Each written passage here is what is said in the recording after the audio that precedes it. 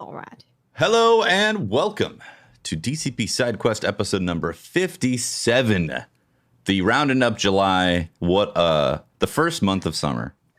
Is it the officially. end of July? Pretty much. Almost. Yeah, I think our next It episode feels is going like to be in summer. August. It's like 98 degrees here. It is hot outside. Which is a temperature and also my favorite band. 98 degrees. Old Nick Lachey. It was like 102 in Sac yesterday. I was like, damn, it's 7 o'clock and it's still hot outside. Yeah. Yeah. And that's your weather I woke update. up. It was 10 a.m. and I was like, it's like 80 degrees. It's 10 a.m. Yeah. Yeah. What's going on? What the hell? Also, Bring back the rain. You guys have air conditioning though, right? We personally, me, yes. But most I don't think Dado and Danielle does. Yeah, most houses in Washington, they just don't put Is it AC. like straight up optional even for new houses where they're like, well, you can save some money by not having the AC installed? And it'd be like, yeah, you have to pay to have, you have to specifically ask for it. It's oh boy. I mean, so it could be 2 weeks of hot weather. It could be 2 months. But let me tell you, those 2 weeks sitting in an office with a bunch of computers and screen monitors where it's like 90 plus degrees. No. Well, yeah. Thank goodness global warming is a hoax, right? Bullet dodged. Am I right or am I right? Do people use like window air conditioners at least?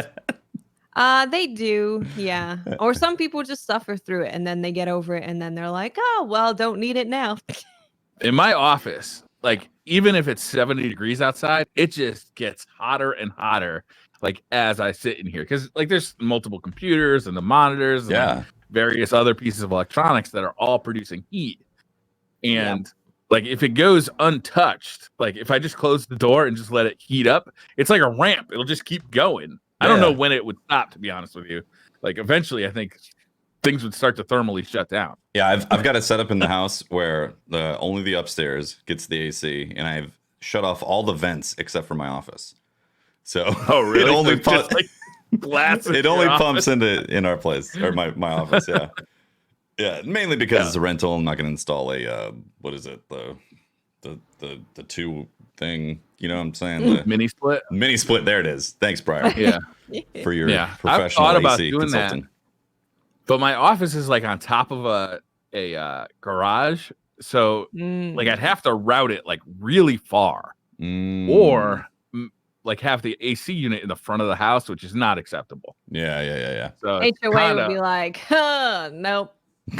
Yeah. Good luck. HOA gets mad. I don't have. Although they've backed off since COVID, I haven't seen them at all. Did they? They're stuck inside.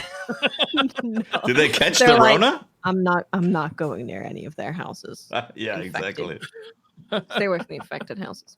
But see, this is why AC companies make so much money, because people get hot and they're like, crap, I need AC, and they buy it. So if they don't, they forget about it and they're like, we're fine. Yeah. But they will boost you up like $2,000 extra in the summer.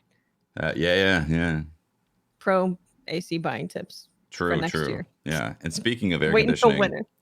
Speaking of air conditioning and HOA, feudal Japan. Am I right? I've been breaking doors down. Oh, yeah. Boy, what a transition. I've been so natural. I've been pissing off AC, not Assassin's Creed. I've been pissing off so many HOAs with all the doors I've been breaking in Ghost of Tsushima. It's great, honestly. And there's actually a lot of windows. We're not just bringing it up. We're not just bringing it up because it's great. There's something to talk about.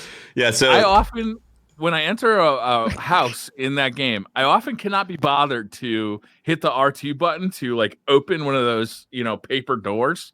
Mm-hmm. And if there's a window available, that's how I'm getting in. It reminds me of PUBG when they added the break glass option. Briar, have you not just been slicing the doors open? I didn't know you could do that until just this minute. Briar! Oh, no. I have destroyed almost every door in Japan. So wait a minute. Like instead of hitting R2 to slide the door open, you just slice it. And it looks badass. Oh god damn. And every time you do it too, the NPCs that are like having their tea or sake in there, they're like, well, he's the ghost. What are you gonna do? I mean, we didn't make the door out of paper. What did we expect? He's like, could be the Mongolians. Could be worse. In a world where everybody is walking around with a sword, maybe paper wasn't our best option for a security system. Especially when you're in my world. That's very dishonorable. It's very cold, very rainy. You cold, need that dishonorable world. Yeah. Yeah. So we're going to save spoilers. I've chosen the route of honor in a video game, and Watts is choosing the route. That's what I said. I tweeted. I was Yeah. like, "Can you believe that this video game thinks Briar is more honorable than us?"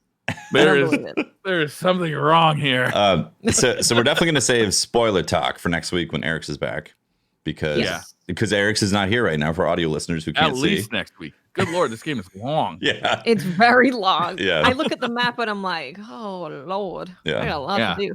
But we wanted to just check in and make sure that we still like the game. You know, did suddenly we start playing as Kodokan halfway through because we got to like have his side of the story and get his perspective and his humanity of why he's invading feudal Japan and being such an asshole. We'll save that for next week. Those spoilers right there. Well, yeah, we might end up burning people alive next week. Who knows? So, uplifting and happy gameplay experience. Yeah, I'm like about halfway through Act 2, I think. I maybe have a mission or two left of Act 2, and then I'll be in Act 3. And I've been still loving it. It's amazing. Even in like the new act or the second zone, it's amazing how much change in scenery, yet still feeling like Japan. Yeah. It's impressive what they've done. Yeah. Yeah, I've stopped doing a lot of the side quests though. I've started to kind of golden line this one. It opens up stuff for sure. Where are you right now, Briar? What act? I'm in Act 2 still. I got to Act 2 pretty quick last week, but I'm still in Act 2. I actually went back to the original kind of biome or the original kind of area and did some side quests to get some stuff that I missed. Some and then badass material. Back to So the side quests, man, they give you armor, they give you cosmetics. They're great. Yeah. Yeah. They mark which ones give you the good stuff up front too, so like the which mythic ones to do. The mythic stuff, yeah. Like some of them give you, you'll just get like some like reputation and you'll get like some materials. Some of them give you like game-changing items. Yeah. The charms. Oh yeah. That parry charm. And it's been really good. Which we may need and be more significant because there's a new lethal mode coming out. Yeah. And one of the things it does is it tightens the timing on parrying and perfect dodging and stuff. So that charm, I didn't think, I was like, I probably don't need it and don't really need it for anything. It's cool, but I might actually want to pick it up because if the timing's going to be tighter, then lethal, it might be worth it. So yeah, there's a new game mode coming out called Lethal Mode. It is a step above hard. So not only are enemies going to do more damage to you, they're going to be more aggressive, but you also do more damage to them. So it's a more, I guess, realistic experience of someone slashing with their sword. Anybody's health is affected. Like everybody has the same amount of health, but all the attacks do more damage. Yeah, so it'll be faster combat, which is I think is cool. It is cool. Oh, and they also added a low intensity combat mode. They did, which turns most of the unblockable enemy attacks into blockable ones. Just everything's just a little easier. For people who are having troubles with the game. Also, the stealth stuff is pulled back. Your enemies will detect you more slowly. Enemies won't attack you when you're using resolve healing, stuff like that. So if you're having trouble, I wish they were doing this like really granularly. I don't know how to say that word. Kind of like Last of Us, where you could really kind of pick which options that you want to turn on. Because for me, I would turn on the combat to make it like really brutal and like really fast and hardcore, but I would turn the stealth stuff all the way on its easiest because I don't like stealth. Yeah. Well, these new modes are really interesting because like I might pick up that charm and use that charm. I might go back to using the Ronin armor so that they don't detect me quicker. I might change up my charms and have ones that make me more sneaky because they detect me faster. So I'm really excited I didn't beeline it and I can do this lethal mode during the first playthrough. Yeah, I agree. Are you guys using a lot of different armors? Like, are you switching up armors depending on what you're doing? It's strictly been cosmetic for me. Really? Yeah. Like the certain stuff does certain things, like the traveler set. Yep. Like, yeah, it shows more of the map, and your controller buzzes when you're near an item or certain items, or some things just give you more defense and more attack power. I've been using Clan Sakai armor. I don't know if I pronounced that correctly, but I've been using that armor ever since I got it because it looks badass. it does look really good. It's got an incredible bonus of giving you extra standoff streaks. So I have 5 total potential standoff kills with it. Yeah. Which I love. But more importantly, I just look like a freaking samurai demon. And you do. Yeah. I'm going to go with samurai demon. I really like how when you upgrade them, the armors, they visually upgrade as well. So you upgrade the stats on them, but they also visually change. Yeah. And they get more badass mostly. Yeah, exactly. It's a cool game, man. It's a really cool game. There's more and more builds that you start realizing you can do. And again, with lethal mode, it's going to make me spec even harder into stuff. Like right now I'm using one where my ghost weapons do 20% more damage, plus I'm wearing the armor where ghost weapons do more damage, and I can throw 5 kunai. So nice. You can throw 5? I can throw 5. Wow, that's a lot. It's a lot. It's a lot. So guys, last week I talked about the Analogue Pocket, or how Analogue was announcing something today. So I woke up, got ready.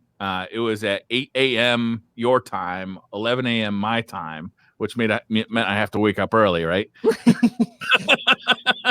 Log in, I'm watching the store, making sure everything is all set. And they announced that pre-orders go live next week on Monday. Giving you a little catch and go there for you, huh? Yeah, seriously, it was messed up. But they also announced a ton of new information about the Analogue Pocket. So if you're not familiar with the Analogue Pocket, real quick, I'm gonna describe what this thing is. It's a retro game console that uses an FPGA chip, and it actually has 2 FPGA chips in it. Similar to a Mister or an Analogue NT Mini or an Analogue Super NT. So you can program the hardware itself to act like the original hardware, that of a Game Boy, an NES, or something like that. With the Analogue Pocket, it's really centered around portable games, like old school. So Game Boy, Game Boy Color, Neo Geo, Pocket Color, Game Gear, like stuff like that. This thing's going to emulate. It has cartridge slots for Game Boy, Game Boy Color, and Game Boy Advance. And then they're also selling cartridge slot adapters for the Atari Lynx, Neo Geo Pocket Color, and the Game Gear. But what's really interesting about this thing is that most people suspect that there will be an unofficial firmware, like there has been for most of Analogue's products in the past, that will let it play things like NES games, Super Nintendo games, Genesis games, maybe even like Neo Geo games. What they announced today is that they're actually opening it up to outside development so that people who, for instance, develop for the Mister will be able to port their cores over to this device, which is very interesting because now, you'll have a really nice and well-built FPGA that can run, all those cores that we're used to seeing over on the Mister, we suspect, right? This thing is really cool because not only is it portable and it has like an awesome screen, like a super high resolution screen, that's also variable refresh rate, which is cool. That is cool. But it also has a dock that you can plug in, HDMI or analog connections to hook up to a TV or capture card. It's really cool. But pre-orders go up on August 3rd, but the thing's not coming out till May 2021. Ooh. Damn. So it costs $199. Then it's another $100 for the dock, and then there's a bunch of different accessories, and you're gonna want a bunch of them. So I would expect to spend at least $400 on this thing. Briar. And that's just $400 that's sitting out there till May. Briar, I'm gonna say what Hugo said in chat. I'm starting to think it would be less expensive for you to actually build a time machine and travel back to the 80s to play these games. You might be right. May 2021. Whew. Yeah, that's a long wait. I mean, it was supposed to come out this year, but this year is well, shit, Deej. The whole year. Yeah. That is true. So are you going to be setting your alarm clock? Ready to go? I mean, yeah, because I'm really excited for this, but I'm not happy about the fact that they're taking pre-orders now and holding that money till May. Yeah, it's not like a down payment. Then you fulfill your pre-order like closer towards the end. You have to pay the whole thing right away. No, I don't think so. I think you'll have to pay the whole thing right away. That's what I had to do for the NT Noir, which was $500. That came out, or the pre-orders went out this March. And that's not coming out till November now. Damn. And that's a Super NES. 2020 Ryan has like $70,000 sitting in old school gaming. Where do you get this like old school gaming fund that you keep on tapping into? It's like you can't go out. You can't go out anymore. So it's like he's doing illegal things. He's not going to say it. Like you can't go out, but at the same time, hustling cocaine has been pretty lucrative lately. So what can I say? There's a lot of people at home who want the cocaine. I run a few kilos. We're good. I can buy all my gear. I'm really excited for this thing. It's going to be a cool device. I mean, theoretically, it's going to be a cool device. The specs on it are stupendous. They're sending it out early to developers who work on like things like the Mister. You could just pretend to be a developer. I'll try that. You could put your money into creating a really either becoming a developer or just making a really convincing front of a developer. Yeah. Act like you got a round of investment from people. Be like, so-and-so investors. Yeah, the investors. Put out a fake PR. Is this illegal? This might be illegal. You'll love this, Tefty. It's going for $20. You can get a pocket to MIDI in cable. Okay. A pocket to analog sync cable, a pocket to MIDI USB-A, and a pocket So there's a bunch of like inputs for MIDI devices and stuff like that. Well, that's fantastic. Did they give any more info about the DAW? Not that I saw, to be honest with you. But that's not what I'm mostly interested in. Obviously, I just skipped over it. See, I don't have any of these cartridges. I mean, I would like. Well, you're not going to need the cartridges. Yeah, but I definitely like the idea of it, and I'm considering it, especially with the DAW stuff on there. But I don't know how often I would actually use it, especially with the Switch. Yeah. The Switch already kind of gets used, but like if I'm going to use a portable gaming device, it's usually the Switch right now. Yeah. Well, this thing is a lot like a Switch, but it plays old school games. Totally. Yeah, that's cool. Yes. It is cool. Yeah. And costs about the same too, frankly. Costs about the same. I don't know. I'm actually more excited about this than I am about the PS5 and the Xbox 4. To be honest. That does not surprise me. I'm not surprised. From Mr. Yeah. Not surprised at all. I will say, I have like over the weekend, I had a moment where I was like, maybe I do want to get the Series X. And I was like, what the hell's happening? Is Briar getting to me? Just pre-order everything. Just get it all. I have entirely too much time to spend like sitting here and looking at Amazon. Like it's not good. That's Briar's day. You wonder why Briar's not streaming? You could stream your Amazon browsing. I could, right? 6 hours of looking at HDMI switchers. I think everybody would be enthralled. Let people live through you. They're like, oh, yeah, add to cart. Absolutely. Add to cart. Yeah. Prime delivery, lock it up. There's only 5 left? Oh, you better order it now. The best stuff is the stuff that takes like 6 months to get here. Yeah. I just got in the mail, I just got a SCART switch. Of course you did. Which was more expensive than I'd like to admit. Why did you get that, Briar? Are you just collecting now them? I've got multiple old school consoles that are hooked up with SCART. I don't want to be like manually plugging and unplugging these things like some kind of heathen. Yeah, like a Neanderthal. You could also pretend that you are a retro museum. And maybe people send you retro things for your retro museum. Huh, I like that. You could take donations for retro gear. And developer. Quite the front. And Coke dealer. Yes. It's actually it's a legit front for the coke dealing. That's what it is. Yeah. Like you got to launder this cash somehow. The coke dealer was a legit front for the analog stuff. Oh man. So Tessa, you wanted to talk about the Xbox conference. Well, yeah, we kind of got a little samurai last week. Well, we had to get samurai because that game's amazing.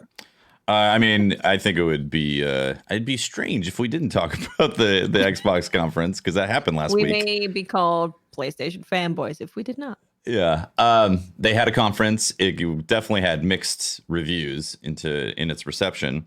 The biggest one was Halo Infinite and its reveal because this is the first time that they actually showed some gameplay. And mixed reactions, you know? I mean, some people are saying... That looks like the hottest game for the Xbox 360.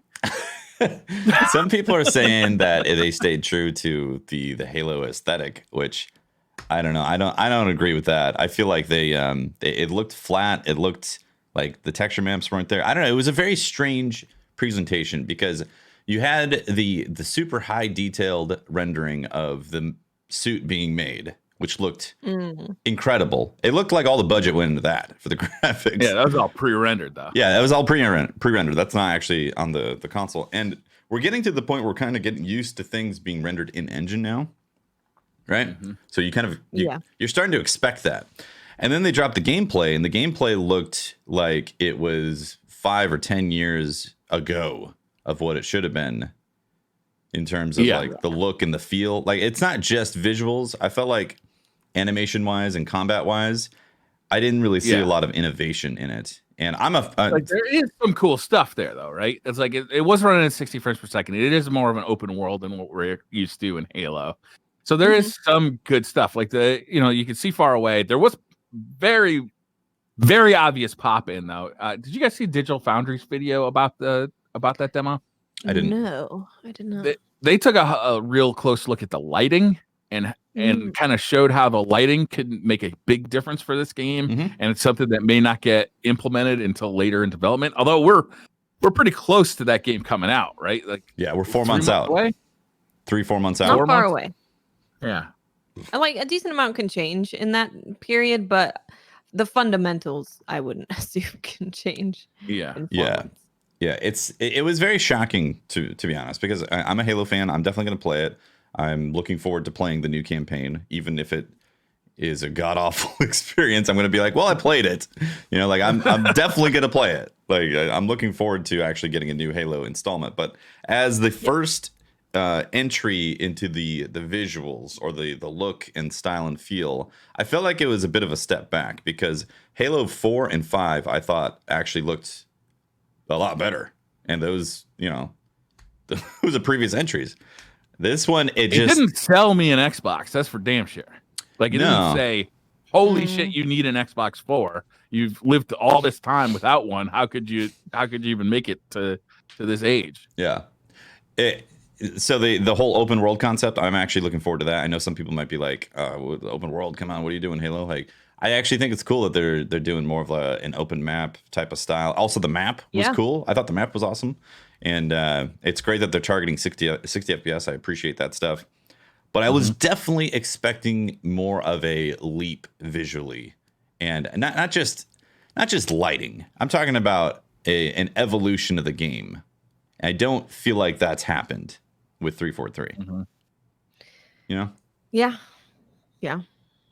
I felt like their cinematic trailer, their pre-rendered cinematic trailer, had an evolutionary leap in that look. But the gameplay that they showed, that they were developers apparently really passionate about, even though it's like technically an old build, but it apparently took a long time to get all that to line up, just didn't feel like a 2020 release. No, it wasn't even running on an Xbox. It was running on PC. It was running on PC. Yeah, it was running on PC that was apparently similar Series X hardware. And that stuff, like at this point, I don't even care if it was running on a PC because like the Series X hardware looks like a great PC. Same thing with the PS5 and all that. So, but you have titles getting released on the PS4 that look amazing, like God of War, Last of Us 2. I know Last of Us 2 has like a crap load of lighting baked into it, but it's still like the texture maps in Last of Us 2 are insane. Like the detail, like it's high level when you just look at gameplay specifically of playing through the game. So I don't know. I'm definitely going to play it. I'm definitely going to play Halo Infinite, but as a flagship entry to their not the console because it's going to be on PC, but like their franchise, the Halo or the Microsoft experience. I feel like Halo is a part of the Microsoft experience, and it was a bit of a letdown to see that. As a way to open your conference, trying to sell Xboxes, I felt like it was a stumble because we just came off of the PlayStation showing Ratchet and Clank, and everybody's like, "Holy smokes!" Like, look at what the PlayStation can do. Look at what this SSD allows for us to do. Change it between worlds. There was nothing like that here. Like there was no, not even just Halo. There was no demo there that I said, "Oh wow, this is what the next generation is going to bring us." Right? Medium looked pretty insane, and also was rendering Medium two did worlds. Look pretty cool. Yeah. Yeah, I'm gonna rewatch that trailer. Yeah, Medium had a pretty high visual fidelity going on, and they were flexing the ability to render both of those instances at the same time as she was going through, and it looked terrifying. Looked like an actual nightmare inducer. Yeah. Spooky. Be like, do you want to go crazy and then think you're being hunted by demons? Play Medium. That's like my every night dream. No different. Cool. Got to play it. I get to control it. Fantastic. It's better than normal. So, they kicked off with Halo Infinite, and I was very much so looking forward to the future of Halo, but I walked away feeling like, I don't know. They're also planning on maintaining and updating Infinite for the lifespan of the franchise now, which that was a big announcement right there. So it's going to get updates. What's that mean exactly? Like the story is going to keep on expanding with Halo Infinite. Like chapters are going to be released with it. Oh, interesting. Yeah. Yeah. I mean, they've showed that they support the Halo. They've showed that they support their titles. They released the Master Chief Collection. Jeez, how long ago? 6 years ago? No. 7 years ago? I'm not sure. What? Yeah, I'd have to look at the timeline. The Master Chief Collection has been a huge debacle. No, it came out to the PC a year ago. It's been on the console forever. Yeah. Yeah. But I mean, they've continued to support that in big ways, even bringing like more games to it. Yeah. That's interesting. Definitely interesting. Yeah. I mean, I know there's a lot of people have also said about it's technically a current gen game and not a next gen game. And as a consumer and someone who is just looking at like their information and what they're showing, I would just be disappointed about that. Like they're having a new console that's supposed to take advantage of these amazing things, and they're going to be hindered by like the OG Xbox One, the release day Xbox One. It has to run on that. Like, of course, it's going to hold it back. This is kind of Microsoft's gambit this generation, right? Is they're doing so much right, like Game Pass and all sorts of cool stuff. But this gamble that the games are going to be playable no matter what hardware you have remains to be proven, right? This is the first time like we've ever seen this. We've seen cross-gen games before, for sure. Like, games that came out on PS3 and PS4, and you can tell that the PS4 was just a higher res version of the PS3 game. But I mean, this is really a much more across the board. Like, hey, we're going to put this game out. You can buy it and you can play it on your Xbox One. You can play it on your Xbox 4. If you get Game Pass, you can play it on either of those consoles or a PC. Like, I mean, it's really, they're trying to really like change up the whole paradigm of like, what a generation means and what buying a game means, which I think is interesting, but we'll see if it works out for them, because, when a game is clearly developed for current gen hardware and you're trying to sell next gen hardware, it's a tougher sell, I think. Yeah. At the same time, though, I definitely didn't walk away feeling like they were trying to sell me a Series X. No, they don't seem to really care, to be honest. Yeah. I mean, I'm sure they care to a certain extent, but they're all in on the Xbox Game Pass stuff and Play Anywhere, and like they're really dialing into that. Yeah. Which is incredibly interesting and like changes the way that we play games, changes the way that we buy games, you know, games as a subscription as opposed to going out and buying like a $60 retail product or downloading a $60 game off of, you know, whatever service that you're doing, like Steam or PlayStation or the Xbox store. You know, it's a really interesting way to play. I mean, I've had Game Pass for a long time now, and I've been really happy with it because they just put games on it like right away. You know, like the game comes out and they put it on Game Pass, and I'm playing it as part of my subscription, and I don't mind that one bit. Yeah, you know? I played Gears of War. I played the Oris. Like there's been a lot of stuff that's come out on Game Pass. I've been like, oh, I guess I'll try that. I never would have. I never would have played Untitled Goose Game. Yeah, put it on Game Pass. I was like, yeah, I'll give it a shot. You know? Yeah. There's news that PlayStation Plus is getting Fall Guys next month. Actually, tomorrow. They are. Yeah. And like, to me, Fall Guys is a game that like I would buy if like we had set up a play date together and we were going to play Fall Guys together. I don't know if I'd buy it for just me, like messing around with. Yeah. But the fact that it's coming to PlayStation Plus and it's going to be free to me because I'm a PlayStation Plus member, like now I'm definitely going to try it out. You know, and like that kind of thing, I think is really, you know, it's the was it called Rocket League? Yeah, Rocket League effect, where like having a game come out for free or on a service that makes it feel for free can like just absolutely make a game super popular. Like it did for Rocket League. Yeah, definitely. Yeah, Game Pass is going to be very interesting over the next few years because like they already said they have 10 million subscribers, so it's already technically profitable. I would assume, anyways. It's profitable at that point with 10 million subscribers. And if you look at the Netflix model, I mean, Netflix puts huge amounts of money into new shows and movies, like staggering budgets for these Netflix shows.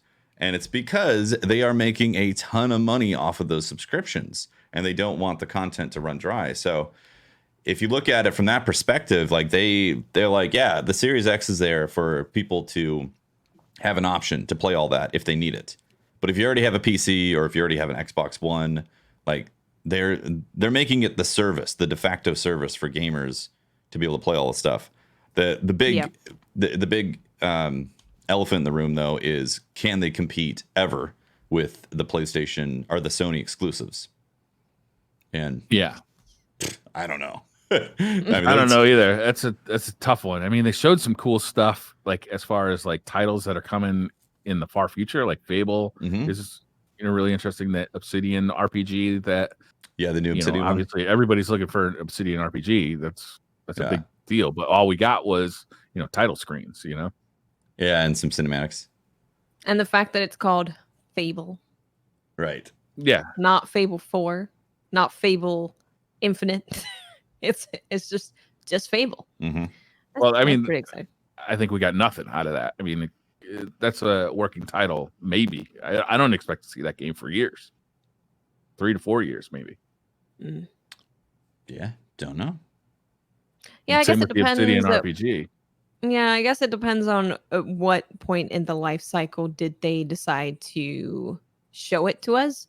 Like, are they, you know, polishing up and they will be ready in a year or so, or are they just like, hey, we're doing pretty good, then we've got a lot to go, we're making Fable? Yeah. Or is this just an idea that they made a pre-rendered? I mean, they didn't show any gameplay. No. So I mean, that makes me think that this thing is just an idea, or you know, it's in development, but they don't have anything to show for it yet. I'd imagine if it's going to be like a 2022 release, they'd show gameplay 2021. Yeah. So they want to get people hyped or excited about stuff coming. Sony does this all the time, though. They'll be like, hey, this cool game's coming. I remember the Final Fantasy VII remake. Yeah. 5 years later, we finally have gameplay reveal. Okay. So that was a long time. That was a long time. It's if they're going to compete with Sony's juggernaut of exclusives, then this is gonna be like a decade-long thing, because making those games, they don't come out like, in 6 months. They take years of development to make quality games. I wonder if Sony will make a Game Pass equivalent service. I don't know. Maybe they'll change the PlayStation Plus to be more like that, because they obviously offer the monthly free games, but maybe they'll start seeing how successful Xbox and Microsoft is with it, and then try and change it to be more like that. Maybe. If that's, I mean, it all really depends if Xbox doing this Game Pass kind of changes how the gaming industry works and runs. I'm sure if this sets a precedent and this is the new norm, then probably lots of people will start doing it. Yeah. They're not in a position where they need to. You know what I mean? Like, no, lots of people are subscribed to their service already, and they already sell millions of copies of their exclusives within a few days. That's the kind of thinking that they were doing when they had the PlayStation 2 as the most popular console ever made, and then they released the PlayStation 3. Yeah. I know, it's dangerous. Yeah, they could I don't foresee them making these like big mistakes to fall, because like they understand that exclusives that are really good sell the console. Yeah. They sell the platform. And they come out with multiples of them a year. Yeah. Stuff that the Xbox just can't match. Like going back a few years, God of War, Spider-Man, Ghost of Tsushima, Last of Us. I mean, there's been so many. Yeah, there's quite a few right now. Like it's a pretty easy recommend if you've not bought a PS4 yet or want to get in on what's available. There's there's 5 or 6 really strong titles right now. There's a couple of them that have moved on to PC or about to move on to PC. Horizon Zero Dawn is going to be on PC in a week or two, or August 7th or something like that. And Death Stranding now is officially on PC as well. And I think both of those games were like reasons to own a PS4 before, but now you got a PC version. But you could go back and if you bought a PlayStation 4 now, you can go back and buy those games for $20. Yeah, totally. Assuming you don't have a PC though. Yeah. You know what I mean? Like, I feel like a lot of people that might be picking up a PS4 right now in the life cycle have been on a different platform like Xbox or PC. Then they'd be like, I'll finally play Bloodborne. Yeah. Yeah. Well, for other things from the Xbox conference, there was something else that looked really interesting, which was Everwild. Yes, this is that did look interesting. It's a brand new IP from Rare, who of course makes Sea of Thieves. We know that they visually make amazing looking stuff, and this trailer looks really good. So but we don't all really pre-rendered. Yeah, we don't. I mean, yeah, but in terms of the art style, I really liked the art style choice that they made. Again, we don't really know much about it, just that it's a brand new world and a new IP with unique and unforgettable experiences. I think this was really my biggest problem with this whole conference was there were so many trailers that were pre-rendered. Like, that's all we saw about the game. It's like, I mean, the trailer looks cool, but like no gameplay means basically I don't know anything about this game. Yeah, but it's from Rare, and they've done some really interesting stuff. And I'm excited. They've had some stinkers though too. That's true, but I'm excited to see what they do with it, because like on one end, it's disappointing that they don't know exactly what it is that they're presenting yet. On the other end, Microsoft is embracing the fact that these developers can make some crazy stuff and see what happens with it. Like I appreciate that side of it as well.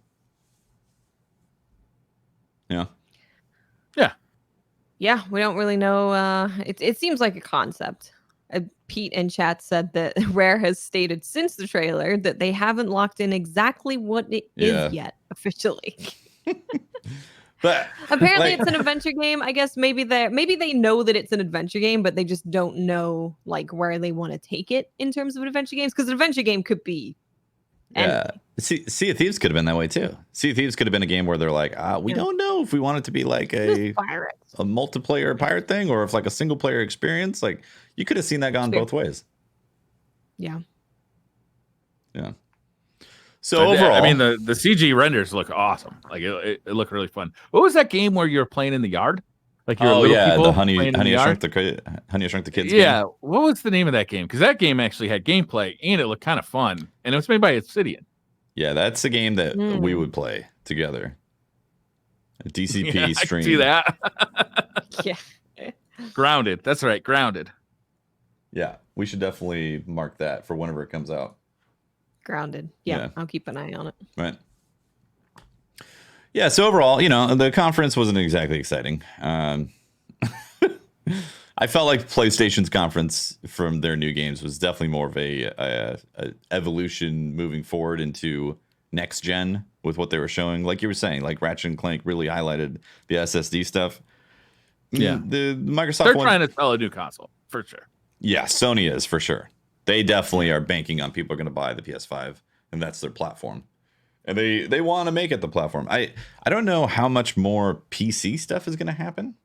It does seem like they're embracing it a bit, with Horizon, and there's been rumors of Bloodborne possibly going on PC, which I don't know if it was ever going to happen, or maybe it was fake rumors or something. But they're definitely banking on the PS5 being their next gen experience, and that's it. Yeah. And to be honest with you, I know for sure I'm buying a PS5. I don't know for sure that I'm buying an Xbox 4. I probably am because I usually buy. Hold up, Briar. What are you going to play in your living room? Did my logical arguments get through to you? And now you're like, oh, yeah, I can just use my PS5 for all those things I said. Throw that out the window, Briar. It's been an expensive year, Tefty. Suddenly the Analog Pocket shows up and you're like, well, there goes the Xbox 4. There's only so many things I can fit under that damn TV. That's true. This is true. And that PS5 is not going to fit nicely. It's going to be like, yeah, right. It's going to be the PS5. The thing looks like it's uncomfortably tall too for a console. Yeah. Yeah, I mean, it's a big boy for sure. I don't know if it's gonna fit in my current entertainment system. Console gamers might start having to have like a PC style setup for these consoles because they're just turning into PCs at this point. Yeah, that's you're gonna need to have a tower place. Like a small form factor PC. Small form factor being maybe not so much. Oh my gosh. Oh, yeah, we haven't had prices yet on these consoles. When do you guys predict that we're going to get these prices? Oh my god! I think sometime in August. The day before they come out. Yeah, they're like pre-order now for tomorrow release. Like, God, damn! It just feels like both of them are like, "You gonna show your price? No. You gonna show your price? No. Yeah. Do you think they're both gonna be the same price? Give me predictions. What do you think these things are gonna cost?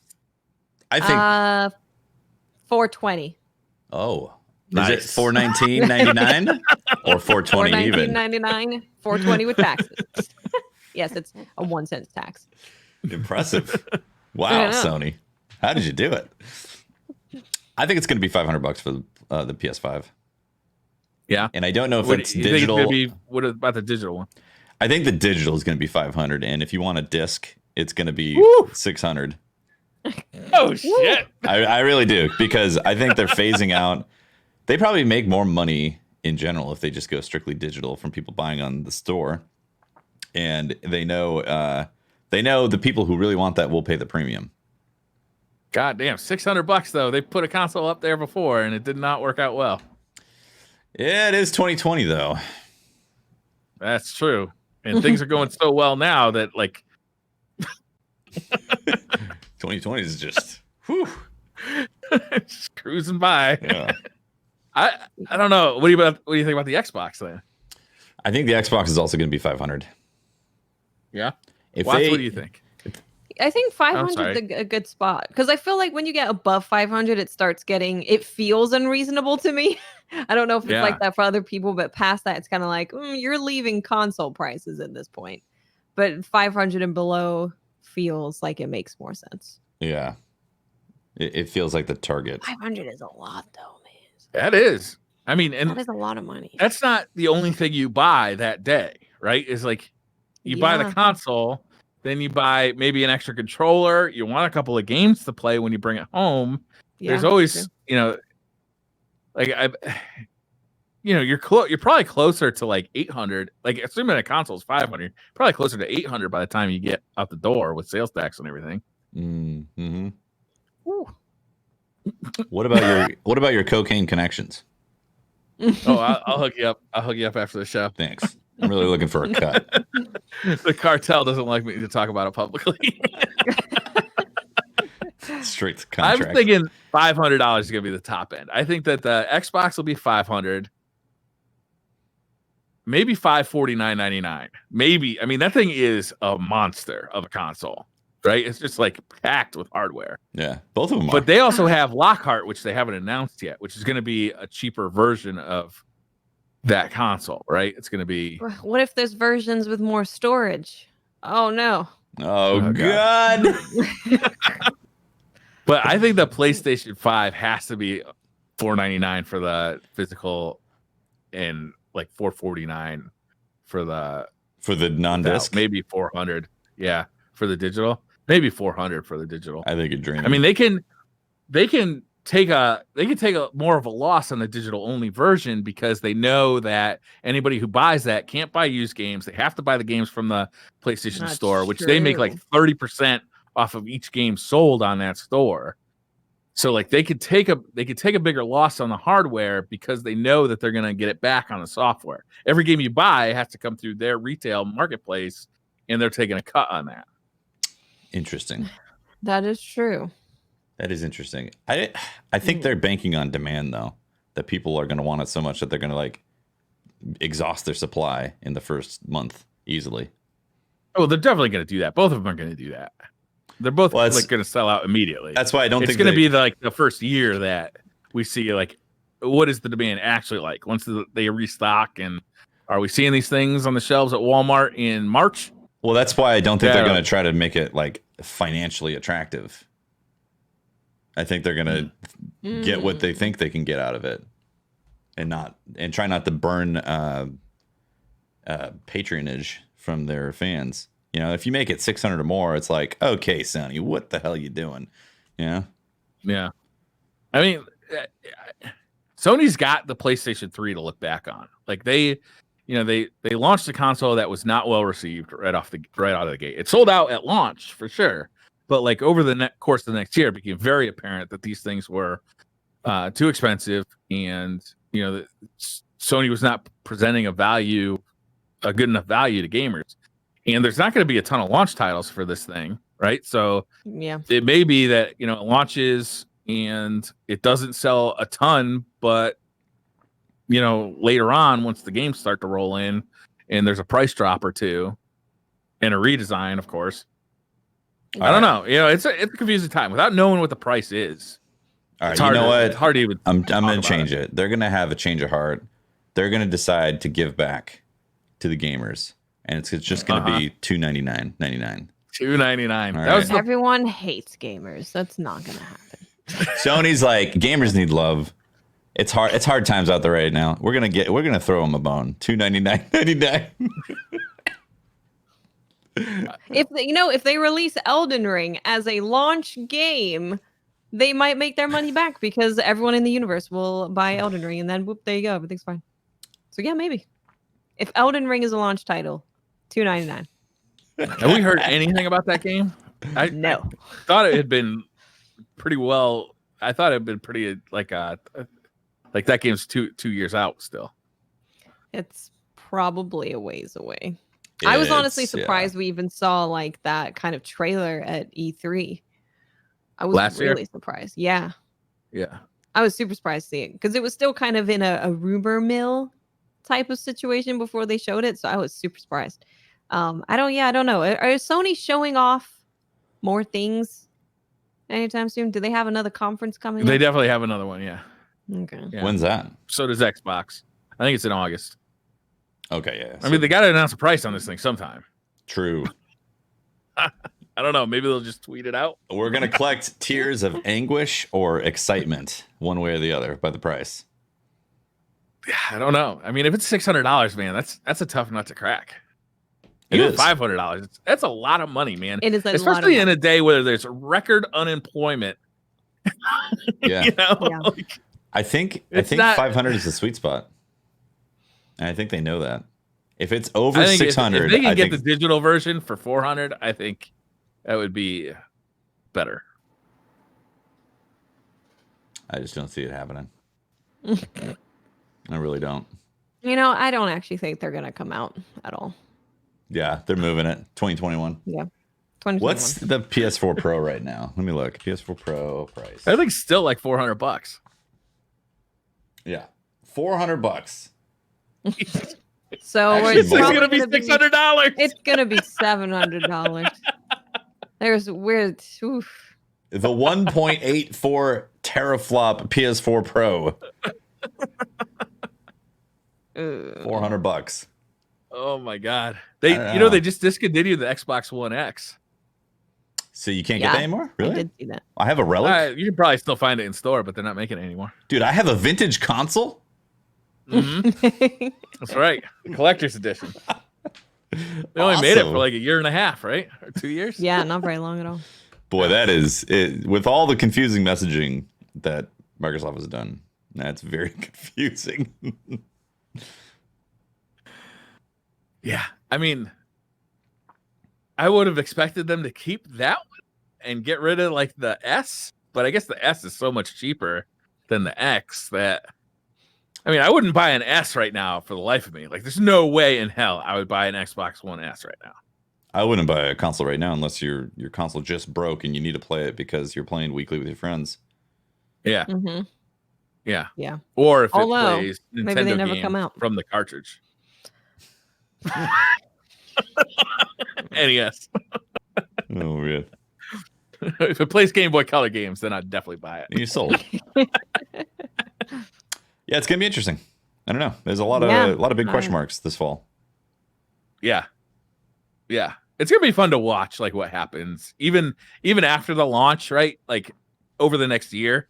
Like just watching like as the sales numbers come out and like as each console gets like exclusives, like it'll be I don't know. I maybe it's because like I kind of grew up during the Sega versus Nintendo wars of the 16-bit generation. Mm-hmm. I've always taken a certain amount of glee in seeing what each company does to try and get one up on the other one, and like they're nowhere near as cutthroat as they were back in the 90s. Like now you've got like each one is like congratulating each other on the launch of a new game or a new console or whatever. It's before like, it was it's nowhere like, near as much fun. It was doing public roasts on the E3 stage of one another. Yeah, back in the day, man, they were hardcore. Yeah. They did not give a shit. It was fun to watch though. Yeah, that's another thing too that's happened. There's a lot of people expecting this big fight between the two, and like they're invested. A lot of people are invested in the console war, and I really feel like it's moved on. Like especially with Microsoft. I feel like almost both of them don't care about each other for different reasons. Mm-hmm. Sony's like, we've got the exclusives, so we're not concerned. Xbox is like, we got the Game Pass, so we're not concerned. So they're getting their money from two very different ideas. One is a very old school, like, we have the exclusive, so get the console to play these games. The other is just trying to kind of reinvent the wheel almost. Yeah. So and they both are going to get my money, honestly. Because they both have compelling arguments to me. Is the PlayStation has the games I want to play. They have, the next God of War. I thought God of War was one of my favorite games the last, I don't know how long. It was amazing. And when the next one comes out, I damn well want to play it. Same with a bunch of their exclusives. And for all of the other games, like if I want to play them, the Game Pass is like a really compelling argument because I don't have to buy like Tefty was saying earlier, is like a game that I'm only kind of 3/4 interested in. I'll give it a shot, but I don't want to spend $60 on it, Yeah. Game Pass is so perfect for that. It's just like Netflix. Like I'll watch the first 5 minutes of any movie on Netflix. Mm-hmm. Yeah. It's incredibly compelling from a consumer standpoint. Yeah. And when they get this xCloud thing working with Game Pass, like think of, you don't even have to download it, you can just start playing it. Like, oh, what's this game, and you start playing it immediately. Yeah. And then if you really like it, then you can download it and get like the perfect experience. But to just try it out, like the first 5 minutes or the first 20 minutes, xCloud is going to be perfect for that. Yeah. If I was a parent, I would be getting an Xbox. over PlayStation, because the like backward compatibility too, right? That, and you just pay monthly for Game Pass, and your kid can play whatever they want. You don't have to worry about anything. Isn't that crazy? That is actually Imagine amazing. being a kid who gets an Xbox and you're like, you got Game Pass? I can play everything. All the games. I just download it. I don't even need to ask mom. I just download it. You know what's weird is one of my kids asked for the Game Pass login, which I gave him. Actually, no, I just bought him another one. I bought him his own because it's like $1 a month for like I don't know how long.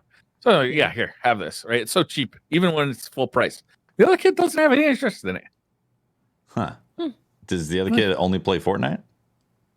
No. Neither one of them play Fortnite, which is weird to me. Weird. I mean, calling them kids at this point they're adults. They're 18 years old.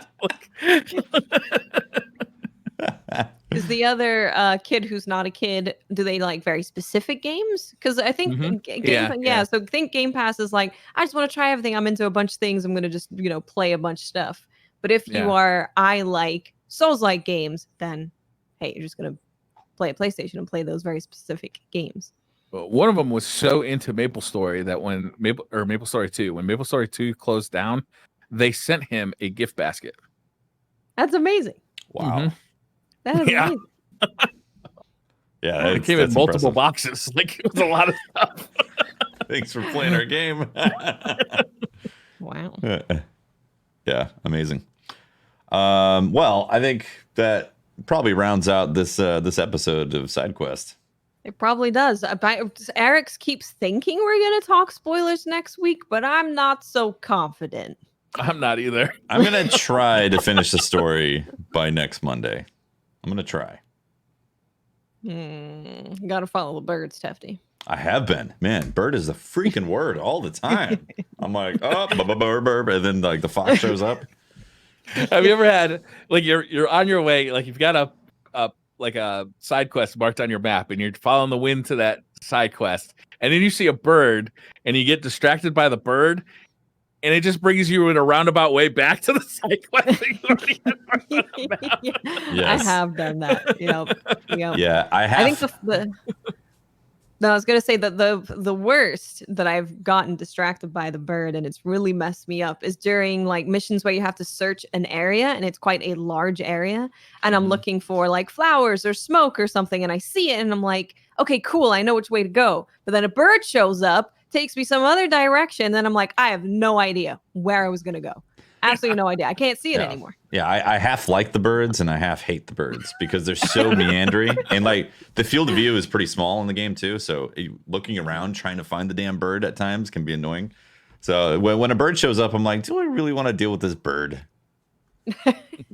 No, bird is. Hey, it gives you some cool exotics. That's how I got my hat to begin the game with. Yeah, find cool hats. Yeah, the hat situation is pretty cool. You get a chance to go for a skinny dip. Who knows what's going to happen at the end of that bird run. That's right. Reflect on past, your father, your relationships. It's great. Great meditative experience. Mm-hmm. Do a little haiku. Yeah, a little haiku writing. I wrote a really depressing one recently, and I was like, damn. Me too. Like the one with the really death depressing. one was really bad. I think the final choice for the death haiku was like, ready for the end or something, and I was like, well, I'm picking that, so it's very it was a very edgy haiku. Like, aren't haikus supposed to enlighten you and like think about the brightness and stuff? Like, nope. Yeah, well, that's the show. SideQuest number 57 complete. Bing. Thank you very much for watching and listening and hanging out with us, guys. We really appreciate it. Shout out to our Patreon members for supporting the show, the shows on DCP, and shout out to our Twitch subs and everyone watching live and on YouTube and also the podcast places. We do appreciate it. If you want to find more of me, you can talk to me at Teft on Twitter and catch my streams twitch.tv/TeftyTeft. I plan on finishing Ghost of Tsushima this week. I do want to play some Destiny though, because there's stuff. I'm going to play Destiny for 5 minutes today. 5 minutes? Say, look, I did it. You saw it. I did it. I played it. And then I'm going to go. No, I was actually thinking about it. Are you going to change directories too? Yeah. I was actually thinking about it. Sometimes I miss just hanging out in Destiny. You know what I mean? Like not specifically having anything that I'm trying to get done, but just like the act of like checking off a few things and like it's just like an experience hanging out, you know? I missed that last week. It's to chat too when you're playing Destiny, because that's why I love Destiny. Yeah, you don't have to. You don't have to put a whole lot of thought into playing Destiny a lot of the time. You can really focus on the chat window. Yeah, which is really nice. I almost 5,000 watts. I forgot to tell you that Rick and Morty got an anime short. What? Like an actual legit anime short by, and they're speaking Japanese and fully. Yeah, it's crazy. So go check that out. It's like 8 minutes long. It's really well done. It's really, really cool. I'm going to be playing Ghost of Tsushima Lethal Mode later and probably regretting. I'm going to watch that because I want to see what Lethal Mode is like. I'm excited to see what it's like. Yeah. Yeah. So we'll be doing that. Find me on Twitch, YouTube, Twitter, West 5,000 watts. Also, I think I'm going to play Destiny 1 tomorrow for my birthday. Oh, nice. Oh, happy early birthday, by the way. Thank you. Are you 21? Did you just turn 21? 21. Again. You can drink now. You can drink that sake that you keep finding. I'm sure that going to your channel tomorrow will be fun too. We'll have to come by. Yeah. Yeah, I want to play some Rift. Yeah. Oh, Rift in D1, amazing. Play some Rift private matches with all the old guns. I'm excited. Oh, cool. I'm Briar Rabbit. You can find me on the corner of 27th and Washington, trying to finance my console gaming collection. Hustling a little something. Getting a little of that white snow delivered, you know? It's always a snow day for Briar. I don't know. I actually don't know any nicknames for cocaine, so. Yeah, I was actually trying to rack my brain too. Snowman. Is that a cocaine dealer? The Snowman? That's my new code name. The Snowman. The Snowman. Well, shit. Nose candy. There's a good one. Nose candy. Yeah, nose candy. Let's see. White lady. There's rail. I don't know if Brian wants to randomly snow, say powder. I'm slinging white lady. That Pearl, seems a bump. Look, I got a mister in my pocket and I'm swinging some white lady.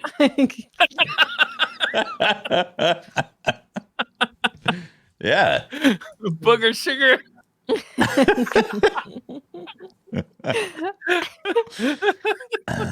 I name the episode Booger Sugar? Yes, you can. Oh my god. Well, thanks for watching, everyone. We'll see you next week. Eric's will be back next week. We'll talk spoilers and Ghost, and obviously DCP Live this week on Thursdays. Bye, everyone. Thanks for hanging. Bye. Bye.